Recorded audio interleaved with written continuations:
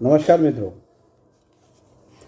મિત્રો અમેરિકાના રાષ્ટ્રપતિ ટ્રમ્પની ટેરિફ નીતિઓથી વિશ્વભરમાં હલચલ મચી ગઈ છે.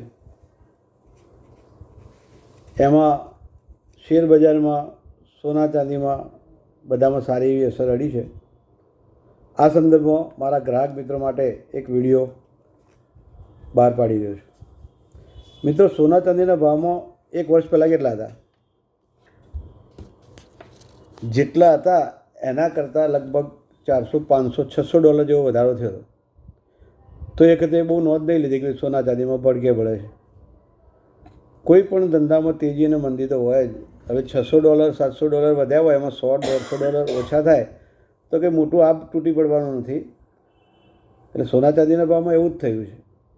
$600-700 વધ્યા હતા, $150 ઘટ્યા છે, પાછા અત્યારે વધી પણ ગયા છે. તો વધઘટ તો એમાં રહેવાની જ છે, ચડતી પડતી ભાવની રહે જ. પણ એક વસ્તુ ખાસ ધ્યાન રાખવાની કે સોના ચાંદી અને શેર બજાર જોડે કમ્પેર ના કરવી.